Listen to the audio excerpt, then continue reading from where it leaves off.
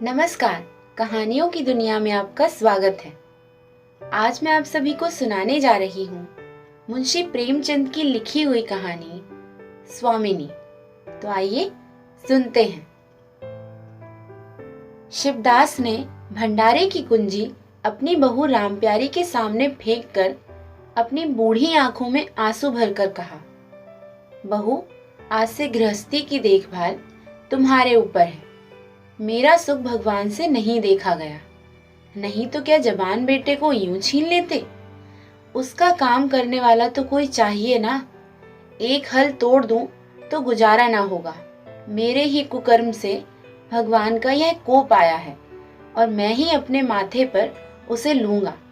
बिरजू का हल अब मैं ही संभालूंगा। अब घर देख रेख करने वाला, धरने उठाने वाला तुम्हारे सिवा दूसरा है कौन। रो मत बेटा, भगवान की जो इच्छा थी वह हुआ और जो इच्छा होगी वह आगे होगा। हमारा तुम्हारा क्या बस है। मेरे जीते जी तुम्हें कोई टेढ़ी आंख से भी न देख सकेगा। तुम किसी बात की सोच मत करना। बिरजू गया तो क्या हुआ, मैं तो अभी बैठा हुआ हूँ। राम प्यारी और राम दुलारी दो सगी बहनें थीं। दोनों का विवाह मथुरा और बिरजू दो सगे भाइयों से हुआ था। दोनों बहनें नैहर की तरह ससुराल में भी प्रेम और आनंद से रहने लगी। शिवदास को पेंशन मिली। दिन भर द्वार पर गपशप करते, भरा पूरा परिवार देखकर प्रसन्न होते और अधिकतर धर्म चर्चा में लगे रहते थे। लेकिन दैवगति से बड़ा लड़का बिरजू बीमार पड़ा और आज उसे मरे हुए 15 दिन बीत गए। आज क्रियाकर्म से फुर्सत मिली और शिवदास ने सच्चे कर्मवीर की भांति फिर जीवन संग्राम के लिए कमर कस ली। मन में उसे चाहे कितना ही दुख हुआ हो, उसे किसी ने रोते नहीं देखा। आज अपनी बहू को देखकर एक क्षण के लिए उसकी आंखें सजल हो गईं, लेकिन उसने मन को संभाला और रुद्ध कंठ से उसे दिलासा देने लगा। कदाचित उसने सोचा था कि घर की स्वामिनी बनकर विधवा के आंसू पुछ जाएंगे। कम से कम उसे इतना कठिन परिश्रम न करना पड़ेगा। इसीलिए उसने भंडारे की कुंजी बहू के सामने फेंक दी। वैधव्य की व्यथा को स्वामित्व के गर्व से वह दबा देना चाहता था।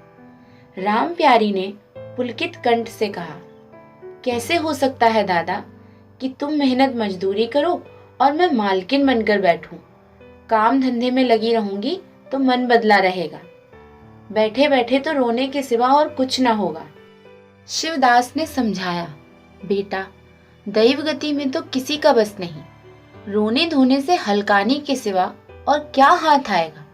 घर में भी तो 20 काम है। कोई साधु संत आ जाएं, कोई पहुना ही आ पहुंचे तो उनके सेवा सत्कार के लिए किसी को तो घर पर रहना ही पड़ेगा। बहू ने बहुत से हीले किए पर शिवदास ने एक न सुनी। शिवदास के बाहर चले जाने पर राम प्यारी ने कुंजी उठाई तो उसे मन में अपूर्व गौरव और उत्तरदायित्व का अनुभव हुआ। जरा देर के लिए पति वियोग का दुख उसे भूल गया। उसकी छोटी बहन और देवर दोनों काम करने गए थे। शिवदास भी बाहर था। घर बिल्कुल खाली था। इस वक्त वह निश्चिंत होकर भंडारे को खोल सकती है। उसमें क्या क्या सामान है, क्या क्या विभूति है, यह देखने के लिए उसका मन लालायित हो उठा। इस घर में वह कभी ना आई थी। जब कभी किसी को कुछ देना या किसी से कुछ लेना होता था तभी शिवदास आकर इस कोठरी को खोला करते थे, फिर उसे बंद करके चाबी अपनी कमर में रख लेते थे। राम प्यारी कभी कभी द्वार की दरारों से भीतर झांकती, पर अंधेरे में कुछ न दिखाई देता। सारे घर के लिए वह कोठरी तिलिस्म या रहस्य थी, जिसके विषय में भांति भांति की कल्पनाएं होती रहती थी। आज राम प्यारी को वह रहस्य खोलकर देखने का अवसर मिल गया। उसने बाहर का द्वार बंद कर दिया कि कोई उसे भंडार खोलते देख न ले, नहीं तो सोचेगा बेजरूरत उसने क्यों खोला। तब आकर कांपते हुए हाथों से ताला खोला। उसकी छाती धड़क रही थी कि कोई द्वार न खटखटाने लगे। अंदर पांव रखा तो उसे कुछ उसी प्रकार का लेकिन उससे कहीं तीव्र आनंद हुआ जो उसे अपने गहने कपड़े की पिटारी खोलने में होता था। मटकों में गुड़, शक्कर, गेहूं, जौ आदि कई चीजें रखी हुई थीं। एक किनारे बड़े बड़े बर्तन धरे थे जो शादी ब्याह के अवसर पर निकाले जाते थे या मांगे पर दिए जाते थे। एक आले पर माल गुजारी की रसीदें और लेन देन के पुर्जे बंधे थे। कोठरी में एक विभूति सी छाया थी, मानो लक्ष्मी अज्ञात रूप में विराज रही हो। उस विभूति की छाया में राम प्यारी आधे घंटे तक बैठी रही, अपनी आत्मा को तृप्त करती रही। प्रतिक्षण उसके हृदय पर ममत्व का नशा छाया जा रहा था। अब वह इस कोठरी से निकली तो उसके मन के संस्कार बदल गए थे, मानो किसी ने उस पर मंत्र डाल दिया हो। उसी समय द्वार पर किसी ने आवाज दी। उसने तुरंत भंडारे का द्वार बंद किया और जाकर सादर दरवाजा खोल दिया। देखा तो पड़ोसिन झुनिया खड़ी थी और 1 रुपया उधार मांग रही थी। राम प्यारी ने रुखाई से कहा, अभी तो 1 पैसा भी घर में नहीं है जीजी, क्रियाक्रम में सब खर्च हो गया। झुनिया चकरा गई। चौधरी के घर में इस समय 1 रुपया भी नहीं, यह विश्वास करने की बात न थी। जिसके यहाँ सैकड़ों का लेन देन है वह सब कुछ क्रियाक्रम में नहीं खर्च सकता। शिवदास ने बहाना किया होता तो उसे आश्चर्य न होता। प्यारी तो अपने सरल स्वभाव के लिए गांव में मशहूर थी। शिवदास की आंखें बचाकर पड़ोसियों को इच्छित वस्तुएं दे दिया करती थी। अभी कल ही उसने जानकी को सेर भर दूध दिया, यहाँ तक कि अपने गहने भी मांगने पर दे देती थी। कृपण शिवदास के घर में ऐसी सखरच बहू का आना गांव वाले अपने सौभाग्य की बात समझते थे। झुनिया ने चकित होकर कहा, ऐसा न कहो जीजी, बड़े गाढ़े में पड़कर आई हूँ।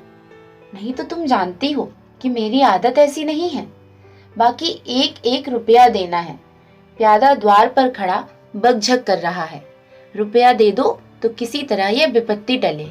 मैं आज के 8वें दिन आकर दे जाऊंगी। गांव में और कौन घर है जहां मांगने जाऊं।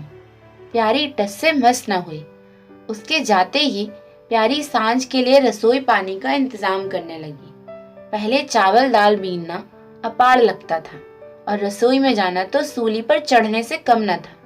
कुछ देर बहनों में झांव झांव होती, तब शिवदास आकर कहते, क्या आज रसोई न बनेगी? तो 2 में 1 उठती और मोटे मोटे टिक्कड़ लगाकर रख देती, मानो बैलों का रातिब हो। आज प्यारी तन मन से रसोई के प्रबंध में लगी हुई है। अब वह घर की स्वामिनी है।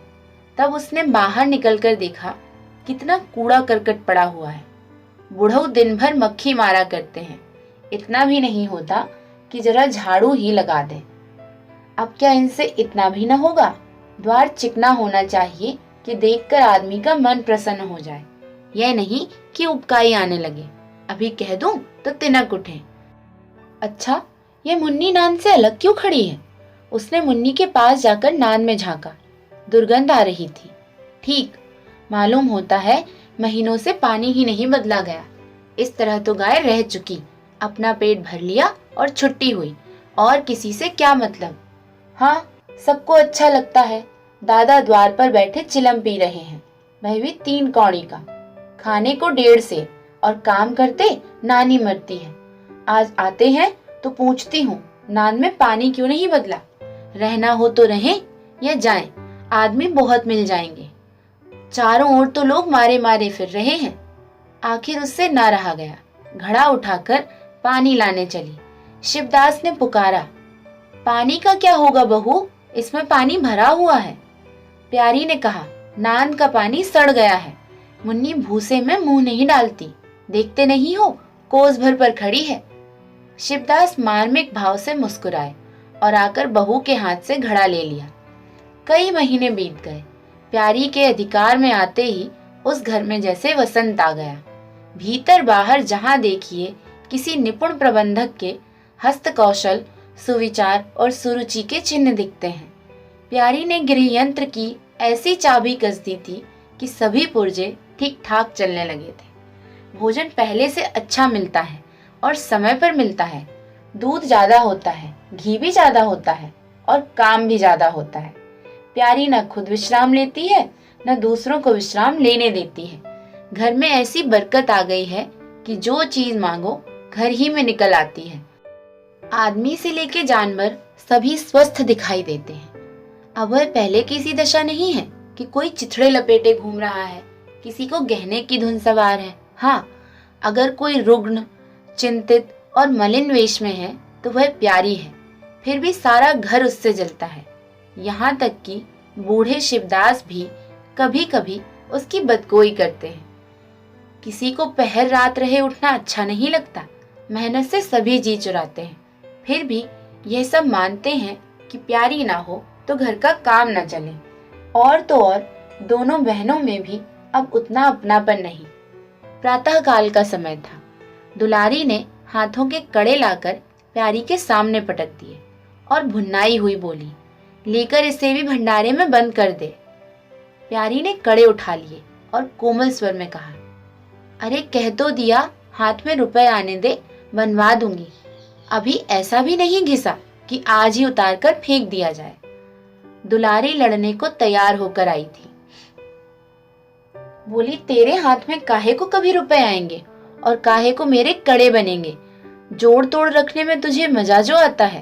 प्यारी ने हंसकर कहा, जोड़ तोड़ रखती भी हूँ तो तेरे लिए कि मेरे कोई बैठा हुआ है। मैं सबसे ज्यादा खा पहन लेती हूँ ऐसा तो नहीं। मेरा अनंत तो कब का टूटा पड़ा है। दुलारी, तुम ना खाओ ना पहनो, जस तो पाती हो, यहाँ खाने पहनने के सिवा और है क्या। मैं तुम्हारा हिसाब किताब नहीं जानती, मेरे कड़े आज बनने भेज दो। प्यारी ने सरल विनोद के भाव से पूछा, रुपए ना हो तो कहाँ से लाऊं। दुलारी ने उद्दंडता के साथ कहा, मुझे इससे कोई मतलब नहीं, मैं तो बस कड़े चाहती हूँ। इसी तरह घर के सब आदमी अपने अपने अवसर पर प्यारी को दो चार खरी खोटी सुना देते और वह गरीब सबकी धौंस हंसकर सह जाती थी। स्वामिनी का यह धर्म है कि सबकी धौंस सुन ले और करे वही जिसमें घर का कल्याण हो। स्वामित्व के कवच पर धौंस, ताने, धमकी किसी का असर नहीं होता। उसकी स्वामिनी की कल्पना इन आघातों से और भी स्वस्थ होती थी। वह गृहस्थी की संचालिका है, सभी अपने अपने दुख उसी के सामने रोते हैं, पर जो कुछ वह करती है होता वही है। इतना उसे प्रसन्न करने के लिए काफी था। गांव में प्यारी की सराहना होती थी। अभी उम्र ही क्या है, लेकिन सारे घर को संभाले हुए है। चाहती तो सगाई करके चैन से रहती, इस घर के पीछे अपने को मिटाए देती है। कभी किसी से हंसती बोलती भी नहीं, जैसे काया पलट हो गई। कई दिन बाद दुलारी के कड़े बनकर आ गए।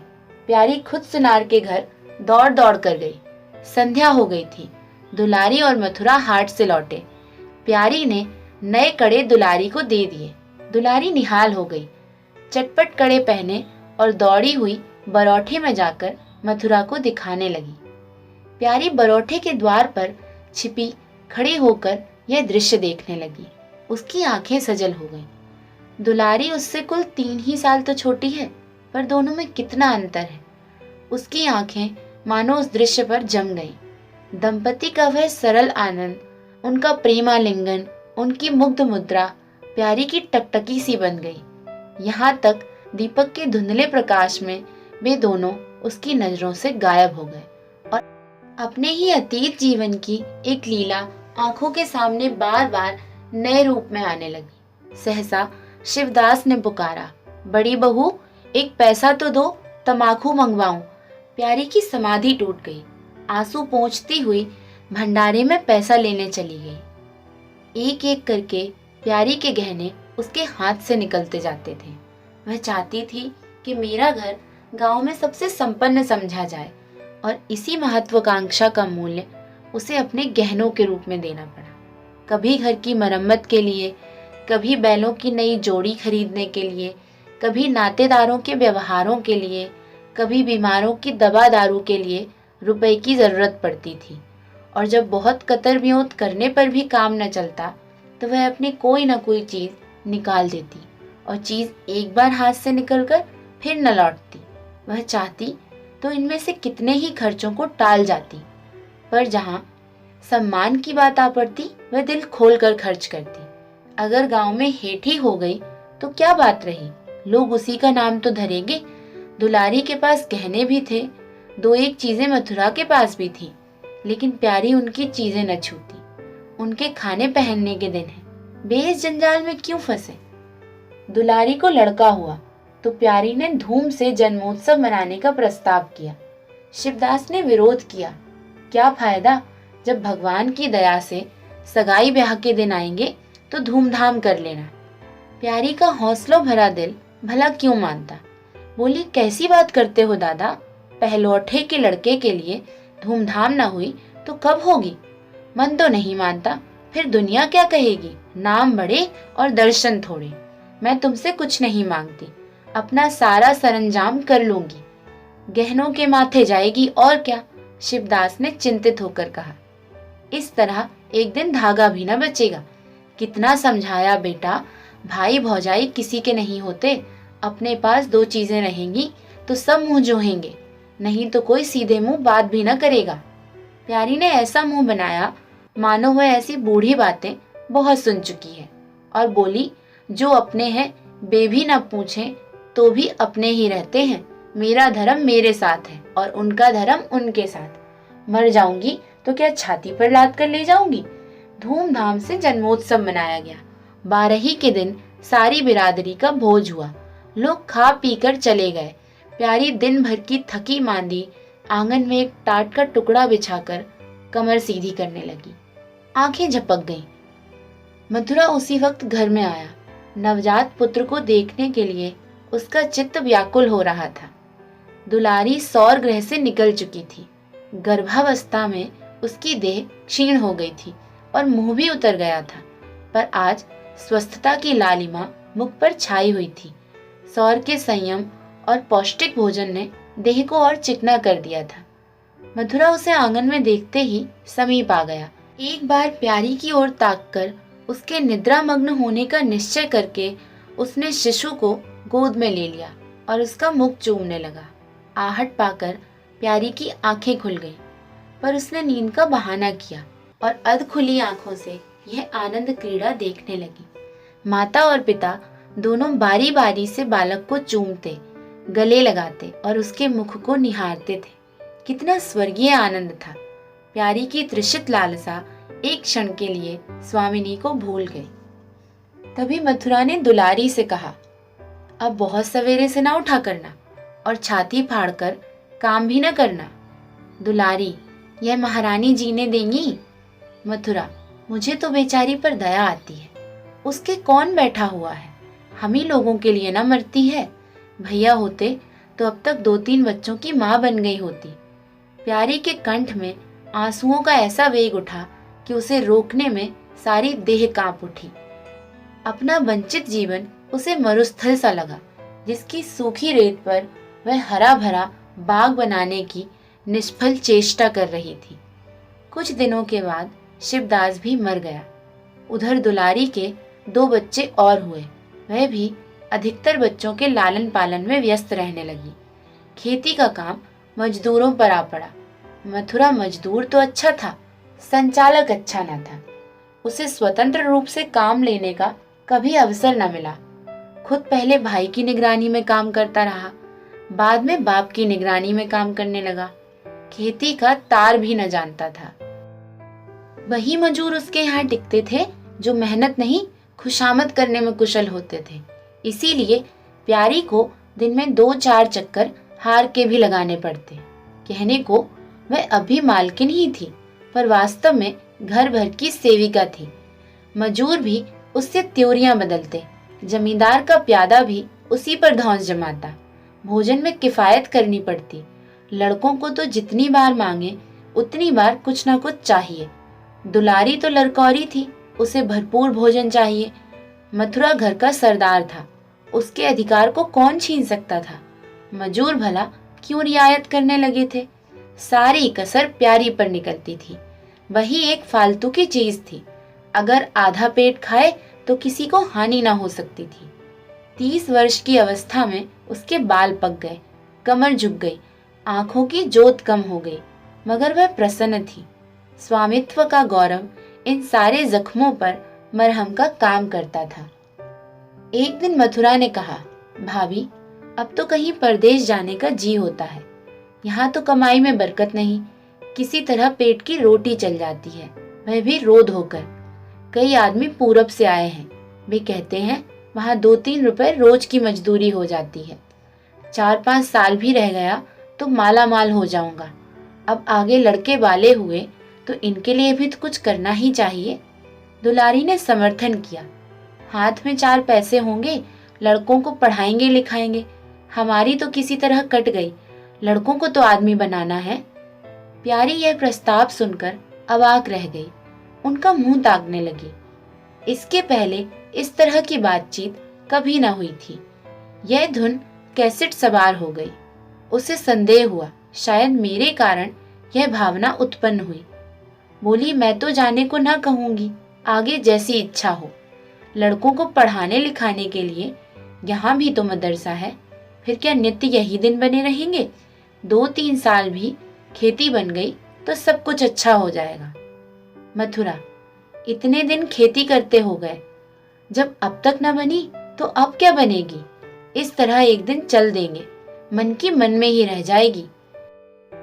फिर अब पौरुख भी तो थक रहा है, खेती कौन संभालेगा? लड़कों को तो मैं चक्की में जोतकर उनकी जिंदगी खराब नहीं कर सकता। प्यारी ने आंखों में आंसू लाकर कहा, भैया, घर पर जब तक आधी मिले सारी के लिए धावना न चाहिए। अगर मेरी ओर से कोई बात हो तो अपना घर-बार अपने हाथ में करो, मुझे एक टुकड़ा दे देना, पड़ी रहूंगी। मथुरा आद्रकंठ होकर बोला, भाभी, यह तुम क्या कहती हो? तुम्हारे ही संभाले यह घर अब तक चला है, नहीं तो रसातल में चला गया होता। इस गृहस्थी के पीछे तुमने अपने को मिट्टी में मिला दिया, अपनी देह घुला डाली। मैं अंधा नहीं हूँ, सब कुछ समझता हूँ। हम लोगों को जाने दो, भगवान ने चाहा तो घर फिर संभल जाएगा। तुम्हारे लिए हम बराबर खर्च भेजते रहेंगे। प्यारी ने कहा, ऐसी ही है तो तुम चले जाओ, बाल बच्चों को कहाँ कहाँ बांधे फिरोगे? दुलारी बोली, यह कैसे हो सकता है बहन? यहाँ देहात में लड़के पढ़े लिखेंगे, बच्चों को बिना इनका जी भी न लगेगा, दौड़ दौड़ कर घर आएंगे और सारी कमाई रेल खा जाएगी। परदेश में अकेले जितना खर्चा होगा उतने में सारा घर आराम से रहेगा। प्यारी बोली, तो मैं ही यहाँ रहकर क्या करूंगी? मुझे भी लेते चलो। दुलारी उसे साथ ले चलने को तैयार न थी, कुछ दिन का आनंद उठाना चाहती थी। अगर परदेश में भी यह बंधन रहा तो जाने का फायदा ही क्या? बोली, बहन, तुम चलती तो क्या बात थी, लेकिन फिर यहाँ का कारोबार तो चौपट हो जाएगा। तुम तो कुछ ना कुछ देखभाल करती ही रहोगी। प्रस्थापन की तिथि के एक दिन पहले ही राम प्यारी ने रात भर जागकर हलवा और पूरियां पकाई। जब से इस घर में आई, कभी एक दिन भी अकेले रहने का अवसर नहीं आया। दोनों बहनें सदा साथ रहीं। आज उस भयंकर अवसर के सामने आते देखकर प्यारी का दिल बैठा जाता था। वह देखती थी, मथुरा प्रसन्न है। बाल वृंद यात्रा के आनंद में खाना पीना सब कुछ भूले हुए हैं। उसके जी में आता है वह भी इसी भांति निर्द्वंद रहे, मोह और ममता को पैरों से कुचल डाले। किंतु वह ममता जिस खाद्य को खा खा कर पली थी, उसे अपने सामने से हटाए जाते देखकर क्षुब्ध होने से रुक न सकती थी। दुलारी तो इस तरह निश्चिंत होकर बैठी थी मानो कोई मेला देखने जा रही है। नई नई चीजों को देखने, नई दुनिया में विचरने की उत्सुकता ने उसे क्रिया शून्य सा कर दिया था। प्यारी के सिरे सारे प्रबंध का भार था। धोबी के घर से सब कपड़े आए हैं या नहीं, कौन कौन से बर्तन साथ जाएंगे, सफर खर्च के लिए कितने रुपए की जरूरत होगी। एक बच्चे को खांसी आ रही थी, दूसरे को कई दिन से दस्त आ रहे थे। उन दोनों की औषधियों को पीसना, कूटना आदि सैकड़ों ही काम उसे व्यस्त किए हुए थे। लड़कौरी ना होकर भी वह बच्चों के लालन पोषण में दुलारी से कुशल थी। देखो, बच्चों को बहुत मारना पीटना मत, मारने से बच्चे जिद्दी और बेहया हो जाते हैं। बच्चों के साथ आदमी को बच्चा बनना पड़ता है।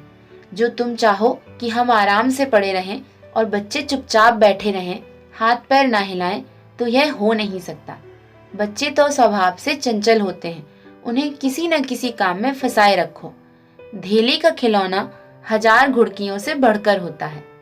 दुलारी इन उपदेशों को इस तरह बेमन होकर सुनती थी मानो कोई सनक कर बक रहा हो। विदाई का दिन प्यारी के लिए परीक्षा का दिन था। उसके जी में आता था कहीं चली जाए, जिसमें वह दृश्य देखना न पड़े। हाँ, घड़ी भर में यह घर सूना हो जाएगा। वह दिन भर घर में अकेली पड़ी रहेगी, किससे हंसेगी बोलेगी। यह सोचकर उसका हृदय कांप जाता था। ज्यों ज्यों समय निकट आता था, उसकी वृत्तियां शिथिल होती जाती। वह कोई काम करते करते जैसे खो जाती थी और अपलक नेत्रों से किसी वस्तु को ताकने लगती। कभी अवसर पाकर एकांत में जाकर थोड़ा सा रो आती थी, मन को समझा रही थी। वह लोग अपने होते तो क्या इस तरह चले जाते? यह तो मानने का नाता है, किसी पर कोई जबरदस्ती नहीं। दूसरों के लिए कितना ही मरो तो भी अपने नहीं होते। पानी तेल में कितना ही मिले फिर भी अलग ही रहेगा। बच्चे नए नए कुर्ते पहने नवाब बने घूम रहे थे।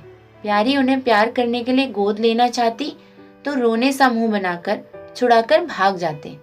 वह क्या जानती थी कि ऐसे अवसर पर बहुधा बच्चे निष्ठुर भी हो जाते हैं। 10 बजते बजते द्वार पर बैलगाड़ी आ गई। लड़के पहले ही से उस पर जा बैठे। गांव के कितने स्त्री पुरुष मिलने आए। प्यारी को इस समय उनका आना बुरा लग रहा था। वह दुलारी से थोड़ी देर एकांत में गले मिलकर रोना चाहती थी। मथुरा से हाथ जोड़कर कहना चाहती थी, मेरी खोज खबर लेते रहना, तुम्हारे सिवा इस संसार में मेरा है कौन। लेकिन इस भब्बड़ में उसको इन बातों का मौका न मिला।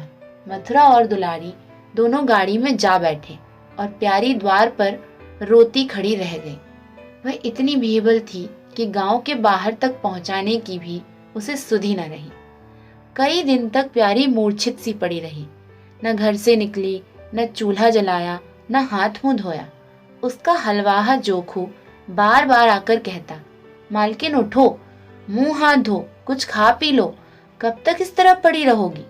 इस तरह की तसल्ली गांव की और स्त्रियां भी देती थी, पर उनकी तसल्ली में एक प्रकार की ईर्ष्या का भाव छिपा हुआ जान पड़ता था। जोखू के स्वर में सच्ची सहानुभूति झलकती थी। जोखू कामचोर, बातूनी और नशेबाज था। प्यारी उसे बराबर डांटती रहती। 2-1 बार उसे निकाल भी चुकी थी, पर मथुरा के आग्रह से फिर रख लिया। आज भी जोखू की सहानुभूति भरी बातें सुनकर प्यारी झुंझलाती, यह काम करने क्यों नहीं जाता, यहाँ मेरे पीछे क्यों पड़ा हुआ है। मगर उसे झिड़क देने को भी जी न चाहता था। उसे उस समय सहानुभूति की ही तो भूख थी। फल कांटेदार वृक्ष से भी मिले तो उन्हें छोड़ा नहीं जाता। धीरे धीरे चोप का बेग कम हुआ। जीवन में व्यापार होने लगे। अब खेती का सारा भार प्यारी पर था।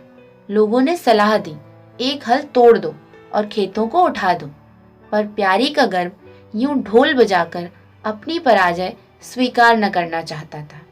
सारे काम पूर्ववत चलने लगे। उधर मथुरा के चिट्ठी पत्री न भेजने से उसके अभिमान और उत्तेजना को भी पुष्टि मिली। वह समझता है मैं उसके आश्रय बैठी हूँ, उसके चिट्ठी भेजने से मुझे कोई निधि मिल जाती।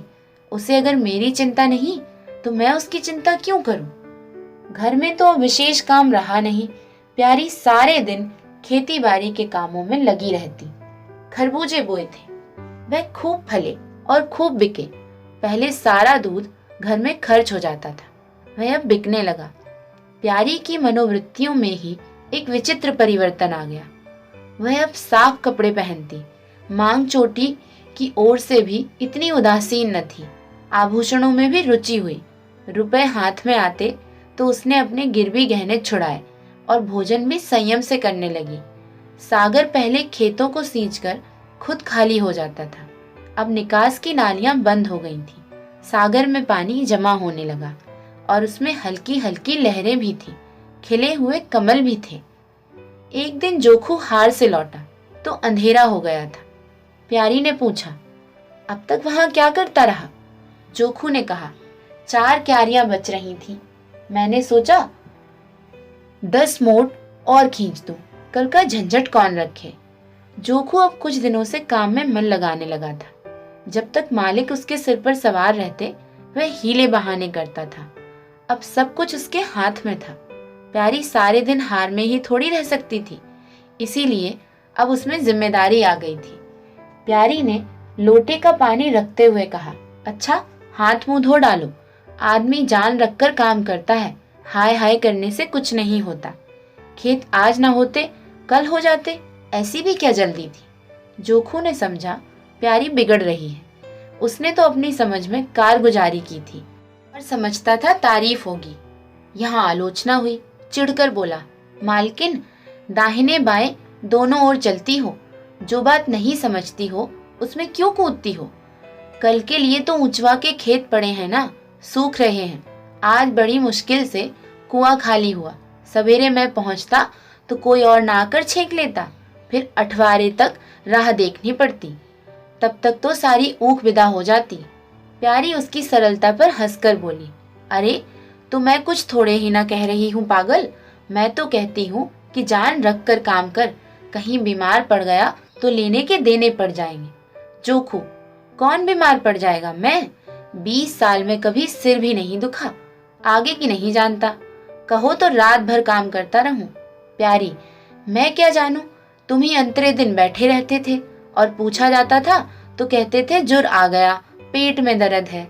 जोखू झेंपता हुआ बोला, वह बातें जब थी जब मालिक लोग चाहते थे कि इसे पीस डालें। अब तो जानता हूँ कि सब मेरे ही माथे है, मैं न करूँगा तो सब चौपट हो जाएगा। प्यारी, मैं क्या देखभाल नहीं करती। जोखू, तुम बहुत करोगी, 2 वेर चली जाओगी, सारे दिन तुम वहां बैठी तो नहीं रह सकती। प्यारी को उसके निष्कपट व्यवहार ने मुग्ध कर दिया। बोली, तो इतनी रात गए चूल्हा जलाओगे, कोई सगाई क्यों नहीं कर लेते। जोखू ने मुंह धोते हुए कहा, तुम भी खूब कहती हो मालकिन, अपने पेट भर को तो होता नहीं, सगाई कर लूं। 1.25 सेर खाता हूँ 1 जून में, पूरा 1.25 सेर। दोनों जून के लिए 2 सेर चाहिए, बल्कि उससे ज्यादा। प्यारी, अच्छा आज मेरी रसोई में खाओ, देखो कितना खाते हो। जोखू ने पुलकित होकर कहा, नहीं मालकिन, तुम बनाते बनाते थक जाओगी। हाँ, आधे आधे सेर के 2 रोटा बनाकर खिला दो तो खा लो। मैं तो यही करता हूँ, बस आटा सान कर 2 लिट बनाता हूँ और उपले पर सेक लेता हूँ। कभी मठे से, कभी नमक से और कभी प्याज से खा लेता हूँ और पड़ा रहता हूँ। प्यारी, मैं तुम्हें आज फुलके खिलाऊंगी। जोखू, तब तो सारी रात बनाते ही बीत जाएगी। प्यारी, बको मत, चटपट आकर बैठ जाओ। जोखू, जरा बैलों को सानी पानी देता आऊं तो बैठो। जोखू और प्यारी में ठनी हुई थी। प्यारी ने कहा, मैं कहती हूँ धान रोपने की कोई जरूरत नहीं। झड़ी लग जाए तो खेत डूब जाए, बरखा बंद हो जाए तो खेत सूख जाए। ज्वार, बाजरा, सन, अरहर सब तो है, धान ना सही। जोखू ने अपने विशाल कंधे पर फावड़ा रखते हुए कहा, जब सबका होगा तो मेरा भी होगा, और सबका डूबेगा तो मेरा भी डूब जाएगा। मैं क्यों किसी से पीछे रहूं। बाबा के जमाने में 5 बीघे से कम नहीं रोपा जाता था। बिरजू भैया ने तो उसमें 1-2 बीघे और बढ़ा दिए। मथुरा ने भी थोड़ा बहुत हल जोता, और मैं क्या सबसे गया बीता हूँ। मैं 5 बीघे में कम से कम लगाऊंगा। तब घर में 2 जवान काम करने वाले थे, मैं अकेला उन दोनों के बराबर खाता हूँ, और दोनों के बराबर काम क्यों नहीं कर सकता। चल झूठा कहीं का, कहते थे 2 सेर खाता हूँ, 4 सेर खाता हूँ, आध सेर में रह गए। एक दिन तौला तब मालूम हो। तौला है बड़े खाने वाले, मैं कहे देती हूँ। धान न रोपो, मजूर मिलेंगे नहीं, अकेले हलकान होना पड़ेगा। तुम्हारी बला से मैं ही हलकान हूँगा ना, यह देख किस काम की। प्यारी ने उसके कंधे पर से फावड़ा ले लिया और बोली, तुम पहर रात से पहर रात तक ताल में रहोगे, अकेले मेरा जी उबेगा। जोखू को उबने का अनुभव न था। कोई काम न हो तो आदमी पड़कर सो रहे, जी क्यों उबे भला। जी उबे तो सो रहना, मैं घर रहूंगा तब तो और जी उबेगा। मैं खाली बैठता हूँ तो बार बार खाने की सूझती है। बातों में देर हो रही है और बादल घिरे आते हैं। प्यारी ने कहा, अच्छा कल से जाना, आज बैठो। जोखू ने माने बंधन में पड़कर कहा, अच्छा बैठ गया, कहो क्या कहती हो। प्यारी ने विनोद करते हुए पूछा, कहना क्या है, मैं तुमसे पूछती हूँ, अपनी सगाई क्यों नहीं कर लेते? अकेले मरती हूँ तब 1 से 2 हो जाऊंगी। जोखू शर्माता हुआ बोला, तुमने फिर वही बेबात की बात छेड़ दी मालकिन। किससे सगाई कर लूं यहाँ? ऐसी मेहरियां लेकर क्या करूंगा जो गहनों के लिए मेरी जान खाती रहे। प्यारी, यह तो तुमने बड़ी कड़ी शर्त लगाई। ऐसी औरत कहाँ मिलेगी जो गहने भी न पहने? जोखू, यह मैं थोड़े ही कहता हूँ कि वह गहने न चाहे, मेरी जान न खाए। तुमने तो कभी गहनों के लिए हट नहीं किया, बल्कि अपने सारे गहने दूसरों के ऊपर लगा दिए। प्यारी के कपोलों पर हल्का सा रंग आ गया। बोली, अच्छा और क्या चाहते हो? जोखू, मैं कहने लगूंगा तो तुम बिगड़ जाओगी। प्यारी की आंखों में लज्जा की एक रेखा नजर आई और बोली, बिगड़ने की बात कहोगे तो जरूर बिगड़ूंगी। जोखू, तो मैं न कहूंगा। प्यारी उसे पीछे की ओर ठेलते हुए बोली, कहोगे कैसे नहीं, मैं कहला के छोड़ूंगी। जोखू, मैं चाहता हूं कि वह तुम्हारी तरह हो, ऐसी गंभीर हो, ऐसी ही बातचीत में चतुर हो, ऐसा ही अच्छा पकाती हो और ऐसी ही किफायती हो, ऐसी ही हंसमुख भी। बस ऐसी औरत मिलेगी तो करूंगा, नहीं तो इसी तरह पड़ा रहूंगा। प्यारी का मुख लज्जा से आरकत हो गया। उसने पीछे हटकर कहा, तुम बड़े नटखट हो। हंसी हंसी में सब कुछ कह गए। बहुत धन्यवाद। स्वामिनी कहानी, जिसमें प्यारी के चरित्र के माध्यम से मुंशी जी ने हमें ये सिखाया है कि दूसरों के लिए जीने से पहले, दूसरों को प्रेम देने से पहले, दूसरों को सम्मान देने से पहले हमें स्वयं से प्रेम करना सीखना होगा। यदि हम स्वयं को प्रसन्न रखेंगे तो हम सबको प्रसन्न रख सकेंगे, और यदि हम अपनी भावनाओं, अपनी प्रसन्नताओं की बलि देकर दूसरों को खुशियां देने का प्रयास करेंगे तो उसमें हम सबको खुश भी नहीं कर पाएंगे और स्वयं के साथ भी अन्याय ही करेंगे। इसीलिए पहले स्वयं के लिए जिएं, खुद से प्यार करें और अपना ध्यान रखें। बहुत धन्यवाद।